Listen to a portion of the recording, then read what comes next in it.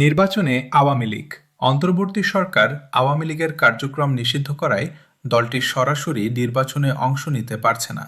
দলটির শীর্ষ নেতৃত্ব ইতিমধ্যে ১২ ফেব্রুয়ারি নির্বাচন বয়কটের ঘোষণা দিয়েছে। আওয়ামী লীগের বর্তমান অবস্থা।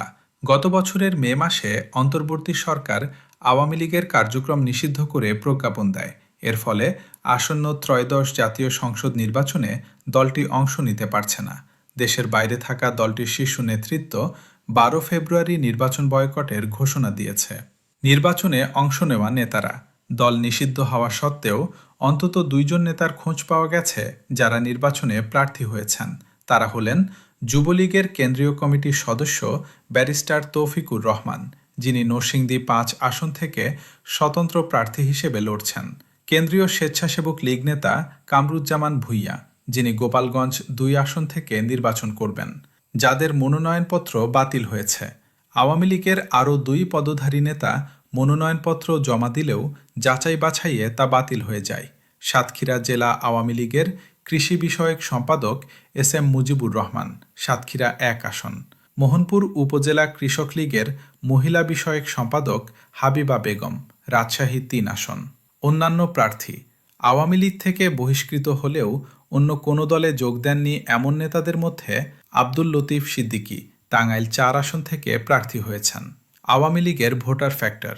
আওয়ামী লীগ ও এর নেতারা সরাসরি নির্বাচনে না থাকলেও দলটির ভোটারদের গুরুত্ব অনেক। স্থানীয়ভাবে বিএনপি, জামায়াত ও স্বতন্ত্র প্রার্থীরা এই ভোটারদের নিজেদের পক্ষে টানতে নানা অঙ্গীকার করছেন। বিশ্লেষকদের মতে এই ভোটাররাই জয় পরাজয়ের মূল নির্ধারক হয়ে উঠতে পারেন।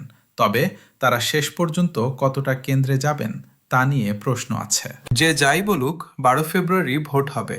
মার্কিন কূটনীতিকদের প্রধান উপদেষ্টা ডক্টর মোহাম্মদ ইউনূস জানিয়েছেন যে আসন্ন ১৩তম জাতীয় সংসদ নির্বাচন এবং গণভোট নির্ধারিত তারিখ অনুযায়ী ১২ ফেব্রুয়ারি অনুষ্ঠিত হবে ফলাফল ঘোষণার পর। অন্তর্বর্তী সরকার গণতান্ত্রিকভাবে নির্বাচিত সরকারের কাছে ক্ষমতা হস্তান্তরের অঙ্গীকারে অটল রয়েছে। Truth and reconciliation. যুক্তরাষ্ট্রের ২ সাবেক জ্যেষ্ঠ কূটনীতিক অ্যালবার্ট গম্বিস ও মরস্ট্যান প্রধান উপদেষ্টার কাছে দক্ষিণ আফ্রিকার আদলে বাংলাদেশেও ট্রুথ অ্যান্ড রিকনসিলিয়েশন, সত্য ও পুনর্মিলন উদ্যোগ নেওয়া সম্ভব কিনা জানতে চান। জবাবে প্রধান উপদেষ্টা বলেন, বর্তমান পরিস্থিতিতে এটি সম্ভব নয়, কারণ ফ্যাসিবাদী শাসক গোষ্ঠী তাদের বর্বরচিত অপরাধের জন্য অনুতপ্ত নয় এবং সব প্রমাণ থাকা সত্ত্বেও তারা অপরাধ অস্বীকার করে যাচ্ছে।